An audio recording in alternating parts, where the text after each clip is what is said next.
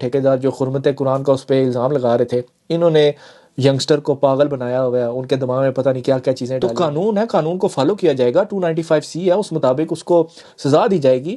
تم کون ہوتے ہو یہ کام کرنے والے؟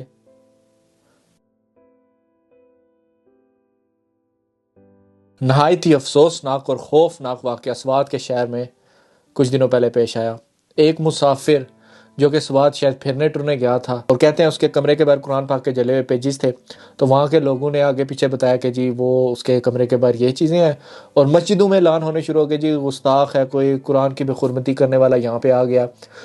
لوگ اکٹھے ہونے شروع ہو گئے، پولیس تک رپورٹ چلے گی، اور زیادہ جم اکٹھا ہونے سے پہلے پولیس وہاں پہ پہنچ چکی تھی۔ پولیس نے فٹافٹ اس کو لیا اور لے کے چلے گئے۔ اب پولیس والوں نے اس سے اپنے طریقے سے پوچھا، انہوں نے پوچھا تم قادیانی ہو؟ اس نے کہا نہیں میں مسلمان ہوں۔ اس نے کہا، پولیس والوں نے پوچھا تم نے یہ کام کیا، قرآن کے کوئی پیجز تم نے جلایا؟ اس نے کہا جی میں مسلمان ہوں، میں کیوں یہ کام کروں گا۔ اس نے صاف انکار کر دیا کہ ایسا کچھ نہیں ہے۔ لیکن دوسری طرف دین کے ٹھیکیدار جو سمجھتے ہیں دین سب سے زیادہ انہیں سمجھ آیا، انہوں نے ایک عجیب سی کیفیت ہر جگہ طاری کر دی اور لوگوں کو اکٹھا کر لیا۔ اور ان لوگوں نے آگے کیا کیا، انہوں نے پولیس اسٹیشن جا کے وہاں پہ تباہی شروع کر دی، گاڑیاں جلا دی، ادھر کی توڑ پھوڑ کرنے شروع ہو گئے۔ پولیس والوں نے کیا کیا، اس کو بندے کو اٹھایا جس پہ انہیں الزام لگایا، اس کو اٹھایا اور کوارٹر میں لے گئے، اور باقی سارے جو ہجوم اکٹھا ہوا تھا اس سے ان کو بچا کے اس کو لے گئے کہیں سائڈ پہ۔ اور یہ دین کے ٹھیکیدار جو حرمت قرآن کا اس پہ الزام لگا رہے تھے، انہوں نے ینگسٹر کو پاگل بنایا ہوا ہے، ان کے دماغ میں پتہ نہیں کیا کیا چیزیں ڈالی ہوئی ہیں۔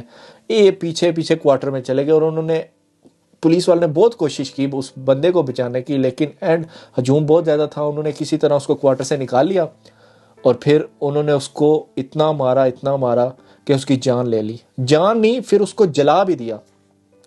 دیکھیں کتنے بے خدا اور بغیرت لوگ ہیں یہ جو ایسے کام کر رہے ہیں۔ دیکھو اگر تمہیں لگ رہا ہے کہ اس نے توہین کی ہے کسی قسم کی، تو قانون ہے، قانون کو فالو کیا جائے گا، 295C ہے، اس مطابق اس کو سزا دی جائے گی۔ تم کون ہوتے ہو یہ کام کرنے والے؟ کسی معصوم کی تم لوگوں نے جان لے لیا، کبھی فیکٹریوں سے نکال کے تم دوسرے ملکوں کے بندے کو مار دیتے ہو، کبھی تم عیسائیوں کے چرچ کو جلا دیتے ہو۔ تم لوگ ہو کون؟ یہ کوئی پہلا انسیڈنٹ نہیں ہوا، یہ پہلے بھی انسیڈنٹ ہوتے رہے ہیں، اور ابھی بھی یہ ہوتے جا رہے ہیں۔ معصوم لوگوں کی جانیں جا رہی ہیں، لیکن ان بغیرتوں کو کوئی فکر نہیں۔ علماء کو نکلنا چاہیے، انہیں اس بارے میں کوئی فتویٰ دینا چاہیے کہ یہ چیزیں نہیں ہونی چاہیے۔ اگر کوئی چیز آپ کو فیل ہوتی ہے کہ کوئی اس طرح کر رہا ہے تو پراپر قانون ہے، قانونی کارروائی کرو۔ تم کون ہوتے ہو قانون کو ہاتھ میں لینے والے؟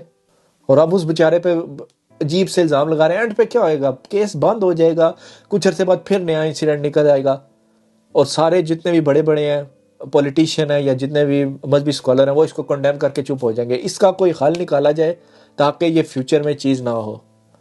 آج یہ کسی کے ساتھ ہو رہی ہے، کل آپ کے ساتھ بھی ہو سکتی ہے۔ آج کل بندے کو مارنا آسان ہو گیا، اس پہ توہین رسالت یا توہین مذہب کا ٹھپا ڈال دو، اور اس کے بعد بس عوام کو، بچوں کو اٹھا لو، بچوں کو پاگل کر لو، ان کے ذہن میں چیزیں ڈال لو، بس بندہ مار گیا۔ کیا اب یہی رہ گیا؟ یہی دین ہے ہمارا؟ ہمارا دین اس طرح بالکل نہیں ہے۔ یہ مذہبی اسکالرس کو چاہیے کہ اس پہ کوئی فتویٰ لگائیں یا کوئی یہ چیز کلیئر کریں کہ یہ فیوچر میں نہ ہو، کہ یہ فرسٹ ٹائم نہیں ہوئی، یہ پہلے بھی ہوتی رہی ہیں۔ دین کے نام پہ دوسرے مذہبوں کو بھی اٹیک کیا جاتا ہے، اور اپنے مسلمان بندوں پہ بھی اٹیک کیا جاتا ہے۔ اللہ پاک ہم سب کو توفیق عطا فرمائے کہ ہم دینی علوم سیکھیں اور دین پہ عمل کرنے کی توفیق عطا فرمائے۔ ایسا دین نہیں جو کسی معصوم کی جان لے لے۔